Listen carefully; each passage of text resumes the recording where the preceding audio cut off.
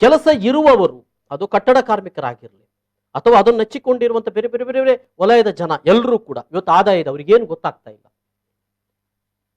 ಆದರೆ ಕೆಲಸ ಇಲ್ಲದೆ ಇರುವವರು, ನಾನು ಆಗ್ಲೇ ಹೇಳಿದಲ್ಲ, ಒಬ್ಬ ಹೋಟೆಲ್ ಕಾರ್ಮಿಕ ರಿಕ್ಷಾ ಚಾಲಕನನ್ನು ತೋರಿಸಿ ಹೇಳ್ತಾನೆ, ಅವನಿಗೆ ನೀವು ಕೊಟ್ಟಿದ್ದೀರಿ, ನನಗೆ ಕೊಟ್ಟಿಲ್ಲ ಅಂತ. ಅವನೊಂದು 2 ಗಂಟೆ ರಿಕ್ಷಾವನ್ನಾದರೂ ಚಲಾಯಿಸ್ತಾನೆ ಅಂತ. ಅದು ಬಿಡಿ ಸ್ವಾಮಿ, ಖಾಸಗಿ ಬಸ್ಸಿನ ಚಾಲಕರುಗಳು ಏನು ಮಾಡಬೇಕು? ಖಾಸಗಿ ಬಸ್ಸಿನ ಮಾಲಕರುಗಳು ಕೂಡ, ಒಂದು ಬಸ್ ಇರುವಂತವನ ಪರಿಸ್ಥಿತಿ ಏನು, 2 ಬಸ್ ಇರುವಂತ ಪರಿಸ್ಥಿತಿ ಏನು? ಕೆಲ ಬಸ್ಸುಗಳನ್ನು ಕಳೆದ ವರ್ಷವೇ ಅವರು ಬದಿಗೆ ಇಟ್ಟಿದ್ದಾರೆ, ಅದನ್ನೇನು ತೆಗಿಲಿಕ್ಕೆ ಸಾಧ್ಯ ಇಲ್ಲ, ಅದು ತುಕ್ಕಿ ಹಿಡಿತಾ ಇದೆ, ಮಣ್ಣು ಹಿಡಿತಾ ಇದೆ ಅದಕ್ಕೆ. ಸೊ ಇಂಥ ಸಂದರ್ಭದಲ್ಲಿ ಜನರ ಜೊತೆ ನಿಲ್ಲುವವರೇ ದೇವದೂತರಾಗ್ತಾರೆ.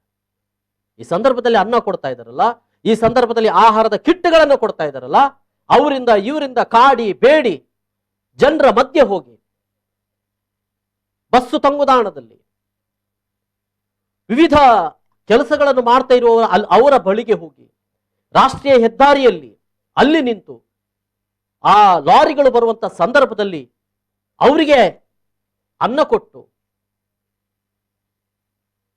ಸರ್ಕಾರ ಏನು ನೀಡುತ್ತಾ ಇಲ್ಲ, ಎಲ್ಲ ಖಾಸಗಿ ಸಂಘ ಸಂಸ್ಥೆಗಳು, ವ್ಯಕ್ತಿಗಳು.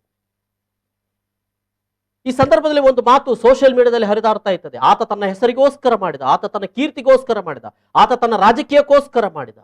ಇರ್ಲಿ ಸ್ವಾಮಿ, ಮಾಡ್ಲಿ. ಹೆಸರು ಹೇಳದೆ ಇರುವವರು ಬಹಳ ಮಂದಿ ಇದ್ದಾರೆ, ಗ್ರೇಟ್.